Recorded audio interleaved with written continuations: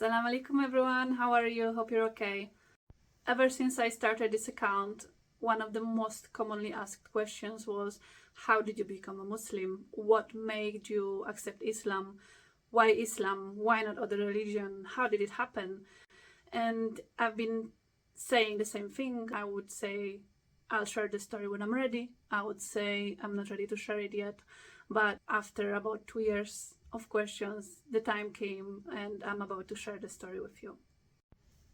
The story is quite simple actually. How did I become a Muslim? I married a Pakistani man. He was a Muslim, and on the day we got married, on our nikah, the imam who was marrying us told me I have to accept Islam in order to get married to my husband, otherwise he will not marry us. So I said my shahada. No, it wasn't that simple. I did say my shahada. It was 5th of June 2016. I did say shahada as requested, but I made clear I do not wish to become a Muslim. I only do that so that I can become my husband's wife, basically, so that we're married.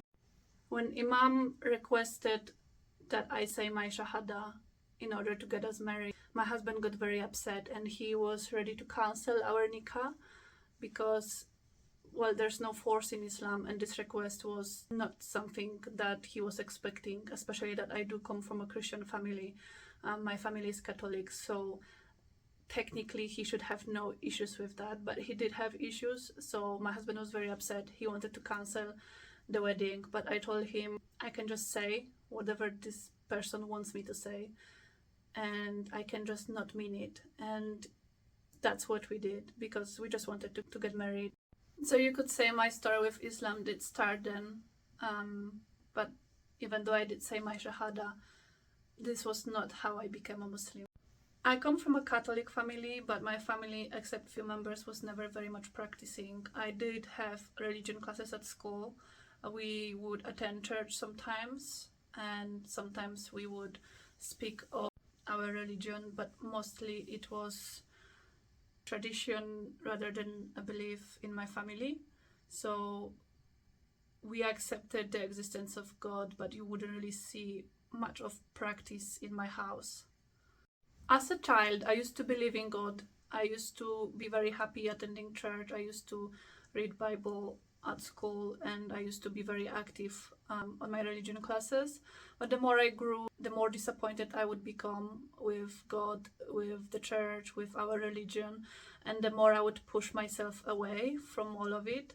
I would observe people around me, people who claim to be Christians, Catholics, and others, and I would observe that there's not much Christianity in their behavior, that there's not much religion there, and I didn't feel like I could follow religion that is represented by people like that. And I was doing my own reading in my own free time. I just felt like, even though I did believe in God, I did not feel like it all made sense to me, and I felt that there surely is something more somewhere out there. I just didn't know what. There was a time in my life where I used to simply tell people that I'm an atheist, not necessarily because I was one, but because it was easier to tell them I'm an atheist and I don't believe in any of this, rather than explaining all my feelings revolving around God and people and what I thought about it, because that would usually stir up lots of discussions and arguments. So it was just an easy way to avoid this kind of things.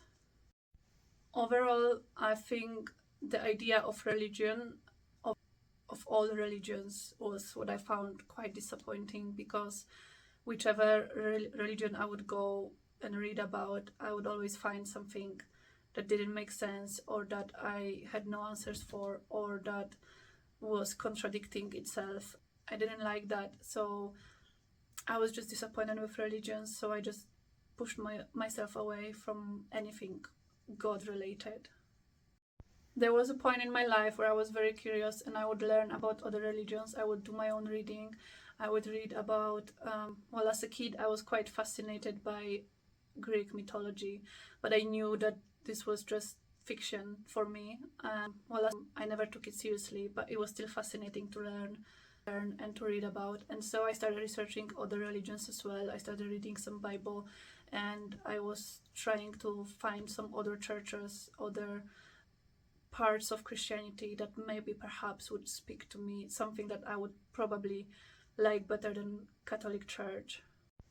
But at the end of the day, my conclusion was that religion seems like something man-made for the sake of having power over people, for the sake of abusing people who have no knowledge, no money, and it was just easy way to control and manipulate people. This is what my conclusion was after I researched my religions as a teenager.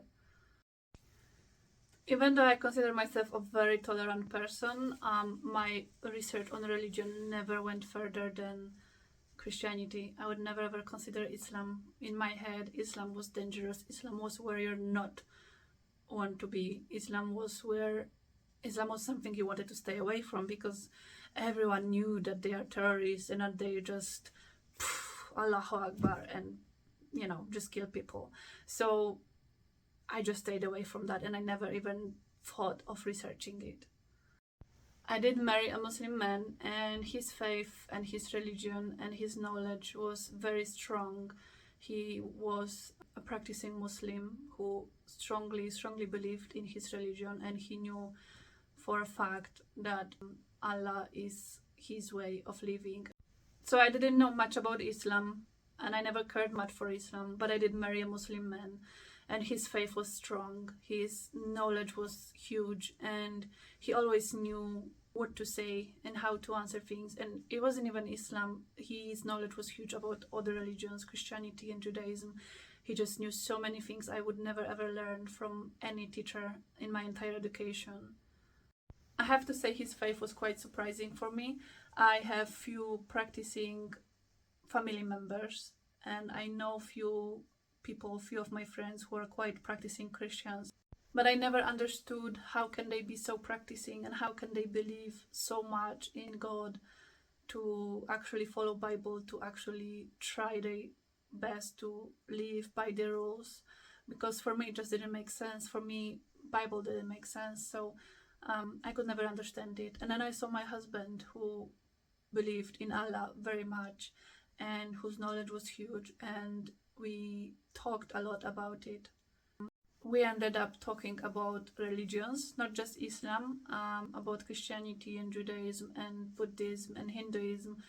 We ended up talking about all these things. We had hour-long conversations, hours and hours of talking, and he would never get emotional about things or irrational. His words were always supported with facts and statements and quotations, and he could just explain things in a very rational way, and I just enjoyed us talking about these things, even though I was never interested in becoming Muslim myself, because that was not something I would have planned for myself ever.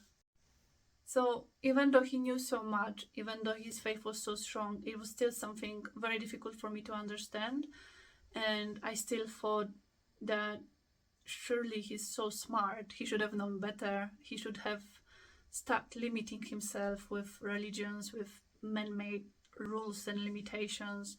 And I thought that perhaps he's just a little bit lost, but maybe a little bit radicalized, or I don't even know, but I thought that I can help him free himself from Islam and from religions and from God. I can be a good wife, and I'll show him what freedom is. That's what I thought. Because even though we spoke for hours about Islam, in my head Islam was still dangerous, it was still bad, it was still what they showed in social media and in media for years in Poland and in Europe and all over the world. In my head, he was not representing Islam or Muslims. In my head, he was somehow good, just a little bit lost. And I didn't think that perhaps what he is actual representation of Islam. No, I just thought that he is just being a bit different from other Muslims, a bit better and a bit more wise, perhaps. To quote my brother, as he once said about my husband, why can't all Muslims be like that? Why do they have to be bad? I didn't know what to say, and then I realized that this is how people think. They meet one good Muslim, and instead of thinking, hey, that person represents Islam, Islam is actually not that bad, they think, every Muslim person is bad, but this one somehow weirdly is okay. and somehow it makes sense for us. But I don't really blame people for thinking this way. It's not entirely their fault. Yes, it is lack of education, but also it's years of propaganda, anti-Muslim propaganda, Islamophobic propaganda. It's something we see, read and hear daily in our media. So I don't really blame people for having a negative mind about us. I'm just a little bit upset when people refuse to have open mind about it and they don't want to discuss things peacefully and rationally. So now when someone says, why can't all Muslims be like him? I say, why don't you think he is like all Muslims? Why don't you think he represents what Muslims really are like? Kind, caring, compassionate, loving, and just good people overall.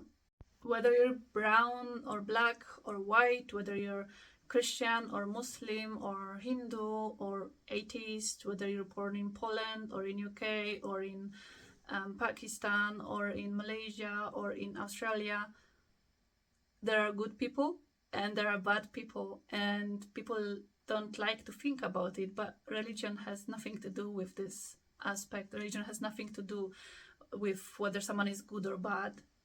It's just universal. People are good or bad all over the world. So I was Catholic, at least by name. He was Muslim. We were married. We talked a lot about all things, including religions and lack of religion and what we think about it. And I enjoyed these conversations a lot. But one day I asked him, why do you believe? Why do you so blindly follow this religion? Like, don't you want to be free? Don't you want to enjoy your life? Why do you even do all these things? Why would you pray? Why would you, what's wrong with alcohol? What's wrong with pork? There's no issue with that. There shouldn't be any issue with that. It's natural to do those things. Everyone does that. He said he believes in Islam because Islam is perfect. And for that, I laughed because nothing is perfect. There's no flawless beings. Everything has some mistakes, some errors, some flaws. Nothing is perfect, right?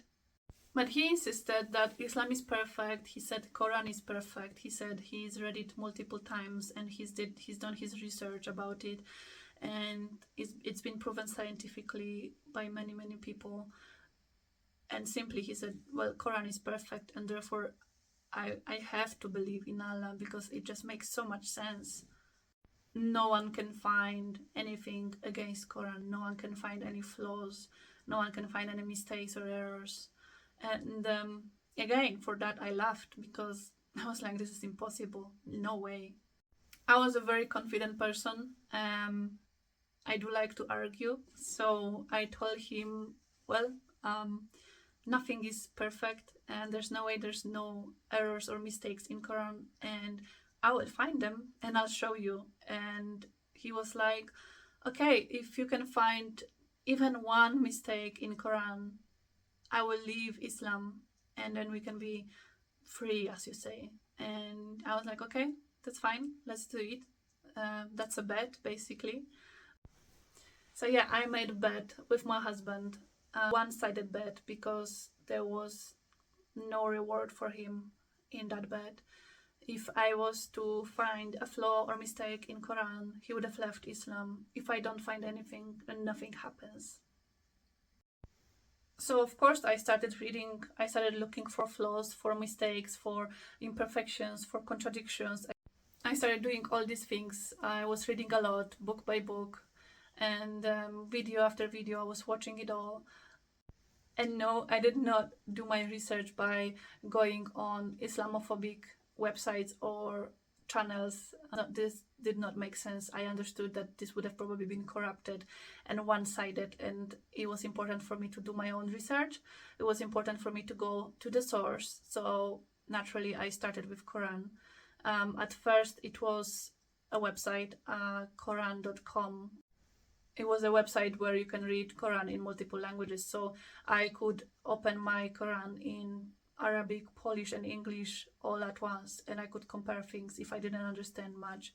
and I would just read and read. But then I found it a bit frustrating because every now and then it would close down and I would forget where I stopped reading, and then I would get lost. So one day when I was doing shopping in Ilford, I was passing by those stalls that Muslim brothers have with free Qurans, and I was very curious. So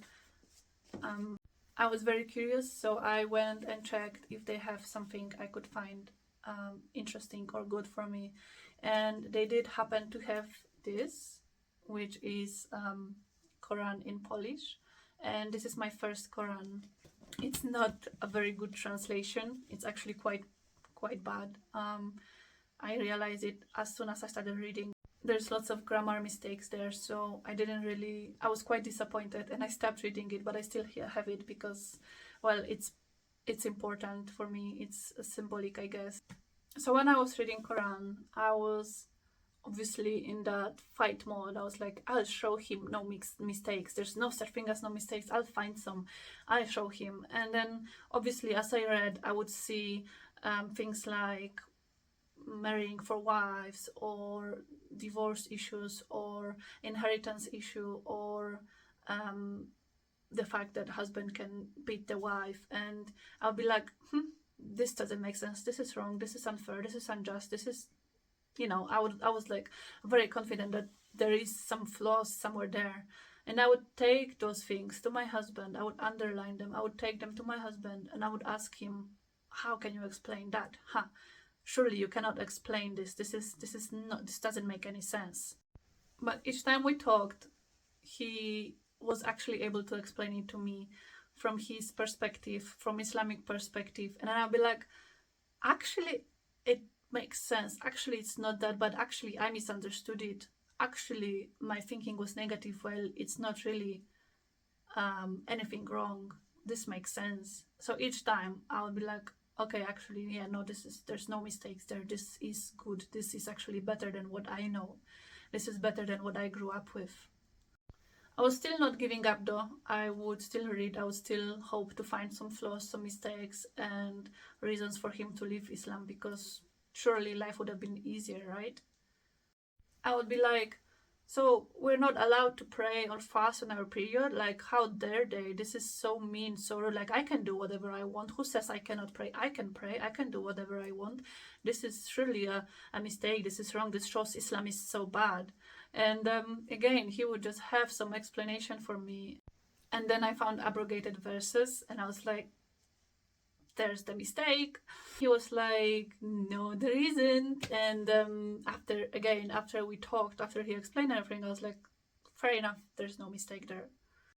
The more I read, obviously the more questions I had, the stronger the want and need of proving him wrong was. Like, I will show him, there's no way Islam is perfect, there's no such thing as perfect. Like, why would women have to wear long sleeves? Why would we have to cover our hair? Like, there's nothing wrong with it. Islam is not perfect. I'll show him. The more I read, the more I thought like that. But also the more answers I would get, and the more I would see that Islam actually makes quite a lot of sense. And then it would scare me, because I was like, if Islam makes so much sense, how can I ever turn my back from it now that I know so much about it? I was like, there's no way I can wear long sleeves. There's no way I can cover myself all the time. I loved my hair. I used to love my hair so much. I was very proud of it. I could not imagine wearing a hijab. I could not imagine wearing long sleeve in summer, especially in London, where it was suffocating in summer. So I was like, no way. But as I was learning about Islam, I started experimenting.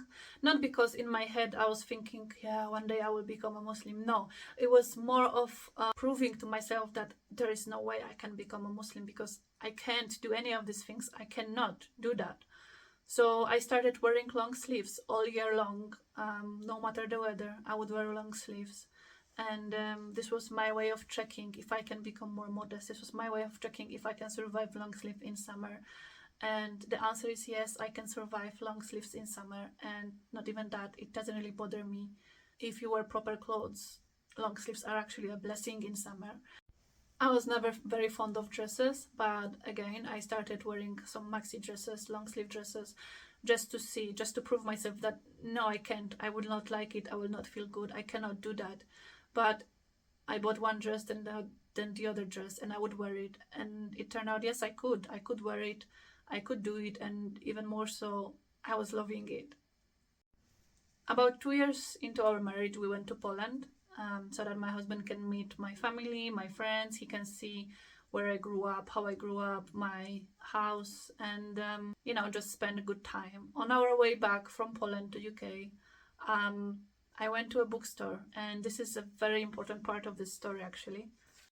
So I went to a bookstore to see what can you find on Islam in Polish bookstore, and it turned out there was one book on Islam, and I didn't really check much on it. I just saw Islam, and I bought it without really reading what it is about. I was just very curious. What can you read in Poland about Islam in a bookstore?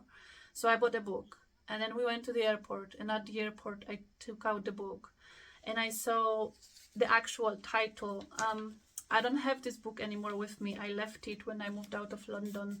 I do regret leaving it because, just like my first Quran, this is part of my story, and I wish I had it just so I could show you the kind of things I read in there. So I printed out, this is the book. It's in Polish, but it basically says Islam, the 11th plague. Here's the author as well. You can read her name. So this lady wrote a book, and of course, as you can guess from the title, The 11th Plague, it was not a very nice book, but I did want to see what you can read in Poland about Islam, and that was the book, so I still wanted to read it. And in any case, I figured, since I've learned Islam from my husband and I've learned Islam from the internet, it would be good to learn Islam from someone who's not very fond of Islam, to see what are their arguments and what do they think about Islam and why they dislike it so much. When I saw what I bought, I was not surprised that the only book available in Polish bookstore was against Islam and probably quite Islamophobic. I was very much ashamed and a bit upset, but I was not surprised at all. I started reading the book, and as I was reading, I would consult it with my husband, and I would check what are his thoughts on what she was saying. I would check to compare the sides and the views on what she's saying compared to what he thinks. And I would use Google as well, of course. I would check my own thoughts and questions, and I would compare again with what I could find online to what the book was saying and what my husband was saying.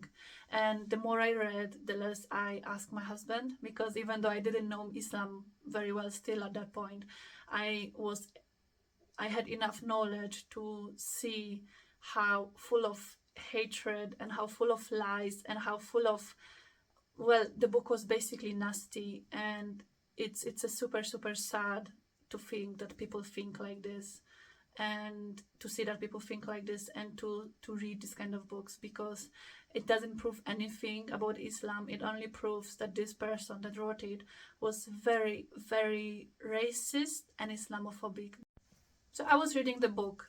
Meantime, after we came back from Poland, I decided for another one of my small tests of, there's no way I can do that. So I was already wearing long sleeve. I was already trying to be more modest. I was already testing myself on that. And I already learned that actually there is way and I can do it, and I am doing it. So the next test was, can I even live without pork? No way. Well, ever since I got married, I limited eating pork anyways, not because I was forced to limit it or because my husband had any issues with it. It was purely because I saw no point in cooking 2 meals, and also mostly my husband cooked.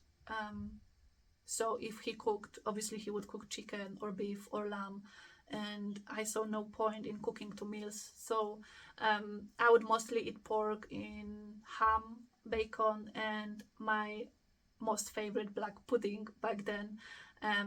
So I would mostly eat those 3 things. So pretty much I reduced eating pork anyways, but still I love these things, I enjoy these things, and I was like, there's no way I can stop eating pork. But after I came back from Poland, I thought I'll give it a try, and I will try to not eat pork for a week, just 1 week. I was not going to go for a crazy amount, like a month or any longer. I thought if I can survive 1 week, which I didn't think I could, if I can survive 1 week, then that would be very weird, but let's see. Again, in my head, I was not testing myself to see if I can become Muslim because I wanted to become a Muslim. It was more of a, I will test myself to prove to myself that I would never ever be able to be a Muslim because it's just too much bother, it's just too difficult, it's too complicated, there are too many rules, and just no way, basically. So I tried for a week. I stopped buying bacon and pork and black pudding, and I didn't eat it for a week. And after that week, I never ever bought it and never ever ate it again. And this was about a year before I became a Muslim. I just didn't have a need anymore. I didn't crave it anymore. And I was good. I survived. I was alive without a pork, which was quite unexpected for me. So the more I read the book, the more I saw how full of lies she was, that person, how it didn't really match what I've learned about Islam from Islam, not from other people. And it just didn't make sense to me. It just didn't make sense to me. How can she be so full of hate? I found the book quite disgusting the more I read it, and I've actually never finished reading it. I've read probably around half of the book, and I stopped reading after I reached the chapter about London. So at that time we used to live in London. We used to live in West London when I was reading the book. In Ealing Broadway, but before that happened, we lived in Upton Park, in parking area in East London, basically for over a year, and I was quite familiar with this area. I was quite familiar with the fact that this area is quite Muslim, and I wasn't a Muslim when we used to live there. So when I've read that, according to this book, Whitechapel is a no-go zone full of Muslims and terrorists, and that is so dangerous, and that you can't buy any pork there or alcohol, and that if you wear a miniskirt, you're going to be attacked or killed or kidnapped and raped, and all kinds of things. When I've read that, I was like, let's go Whitechapel. I want to see it with my own eyes. So we used to go Whitechapel quite often. I never realized that this area was called Whitechapel. We would mostly go to Whitechapel for food, for halal restaurants and things like that. So I knew the area quite well, but I never knew it by name. So I asked my husband, let's go Whitechapel, I want to see. And so he was quite surprised, but we went to Whitechapel and we left the train station, and I was like, look, you can buy alcohol there. I was like, isn't it a pub or something? And then a few steps further, there was a restaurant, and it was not halal. There was no halal mark, and obviously that means it's not halal. And then we went to Tesco, and in Tesco you could buy bacon.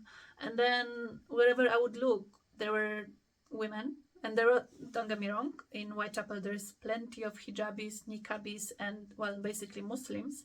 But there was also plenty of women in skirts, in no scarves, no hijabs, quite naked, proper modern London fashion style. And I was like, I mean, I don't need to read any more of that book right now, because even though for quite a long time I knew that she was a liar and Islamophobe and a racist, after going to Whitechapel and experiencing Whitechapel by myself, I just knew that there was no need to even finish reading this book. I would not learn anything new from her other than hatred. So another step was visiting a mosque. So since we were already there, I told him, take me to the mosque. And it was a very difficult thing for me. I have difficulties going new places, and especially mosques, and that difficulty stayed with me until today.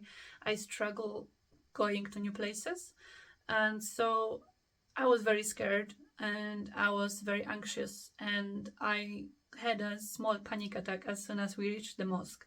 So I left the building, and then I said, let's go to the mosque again, and then I had to leave again. And it happened a few times, but then at one point I forced myself. I went to the mosque and I stayed there, and we found someone who showed us around, a lady who showed me the female section. And then she said that if I'm interested to learn about Islam, she can leave me some contacts for the classes that are happening there in the mosque. And obviously this is what I did. I got the number, I messaged the lady who was leading the classes, and I started attending the classes. And even though at this moment I knew Islam quite well, not quite well, but much better than I did at the beginning, I still never considered myself becoming a Muslim. I was attending those classes mostly, again, to compare my notes, to see what other people have to say, because now I knew what my husband has to say. I knew what this racist Islamophobic woman had to say, and I knew what I could find on the internet, but I wanted to see what other people have to say. I wanted to see other people who accepted Islam. I wanted to see other people who were born Muslims. I wanted to see what do they have to say Islam. So I started attending these classes every Saturday. I would go there, I would learn a lot, I would meet new people, amazing people, and I would attend those classes for about 2 years after, until COVID lockdowns. And then after lockdowns were lifted, I would go a few more times before I had to move out of London. So I've spent quite a lot of time there, and I have very good memories with them. So at some point, after I already had some basic knowledge of Islam, and after I already realized that there's no way I can find a mistake in Islam, there's no way I could actually prove what I told my husband I would prove, and pretty much admitting that he's won the bet and I cannot make him leave Islam, I started thinking, what do I do with my knowledge, and can I actually become a Muslim? And even though by then I would not eat pork, I would wear long sleeves, and I would be, well, more modest than I used to be, if not fully modest, in my head I would still think, no way, because like I'm Polish, I'm Catholic, even though, you know, my family doesn't practice, but I was like, no way, I cannot become a Muslim. Like, what will people say? What will my mom say? Oh my God, what will grandma say? There's no way I can become a Muslim. Like, this would be so weird and so wrong. No, I cannot do that. But I kept thinking about it, and I kept thinking about it some more. But then I started thinking, am I considering it because my husband is a Muslim, or am I considering it because I want to become a Muslim? I was scared that the only reason why I'm actually considering becoming Muslim, even though I had some knowledge by then, I was scared that I'm actually doing it for my husband, and I didn't want to do that for my husband. As much as I loved him, this was not a decision you make for someone. You cannot change like this for someone, in my opinion at least. And my husband didn't want me to do it for him either, because he was very happy that I was thinking about it, but he wanted me to be 100% sure that I'm doing it for myself and for my connection with Allah, not for him. He did not want to be responsible for he did not want to be blamed for anything that would happen after I accept Islam. And by that I mean, he did not want to be blamed and told that he forced me anyhow, because he knew how things are, and he knew lots of women accept Islam for their husbands, and then when they divorce or separate or things happen, the women are saying that their husband forced them and they had no choice. He didn't want any of that, and most importantly, he did not want to be viewed as someone who forced me in front of Allah, for Allah. He didn't want to be responsible for that, because forcing someone into Islam is a huge sin, and obviously he wanted to be clear that if I do accept Islam, it has to be only my own decision, no one else's. So I was taking my time while I kept educating myself on Islam, because I still wanted to ensure myself again and again and again that I know what I'm doing. I started learning how to pray, and I bought myself a few hijabs, which I hated the idea of. because I felt that I looked like potato and I really didn't like it, and I didn't like my hair hidden. I missed my hair and I loved my hair so much I didn't want it to be hidden. But I knew at that point that these were just silly excuses, because in my heart I knew that Islam is perfect, just like my husband said. I knew Islam is perfect, and it was just a matter of time until I accept it officially and admit it. Basically, I just had to admit it aloud at that point because it was already in my heart. And this time I knew this would change my life forever, and I was terrified because not because I was worried of how Islam will change my life for worse or anyhow. I knew Islam would change my life for better, but I was still terrified of society, of how will people accept me, if they will accept me, how will my family react, how will my friends react, will they make my life difficult, what if someone attacks me for my faith, what if someone harms my family because of my choices. I was terrified of basically what will people say and what will people do. So I still took my time and I learned, and I talked to my husband and nothing really changed. I started talking to my family a bit about it, and I started hinting them that something might happen, but I'm not sure, and that they shouldn't be worrying because it's nothing bad, and that, you know, Islam is actually a good place to be at. So I started talking to them so that they don't worry so much about me when it happens, because at that point I knew it was just a matter of time. So then one day when I was pregnant with my son, I woke up and I turned to my husband and I said, I want to say my shahada today. So we got ready, we sat down on our sofa, and I said shahada in front of my husband, and I wanted it to be only in front of him. Even though Islam says that there should be two witnesses, it was a very special moment for me, and I did not want anyone more there. I just wanted my husband to be there, and Allah was there as well, and that was enough for me. And I said my shahada, and I was a Muslim. And so I said my shahada in spring 2019 while pregnant with our first child, and this is how I became a Muslim, and this is how my new life started. After this happened, we often used to joke that we both should probably one day send a thank you email to the lady who wrote that book, because at the end of the day, it wasn't Quran, it wasn't the conversations with my husband, it wasn't what I read online. At the end of the day, she was the one that motivated me to go to Whitechapel, to go to mosque, and to learn about Islam from other Muslims. And then basically thanks to her, I accepted Islam. I became a Muslim thanks to Norwegian, I think, or Swedish Islamophobe. And well, we always found it funny, and I think that this is amazing in a way, that a book that was created to hate Muslims convinced me to become one.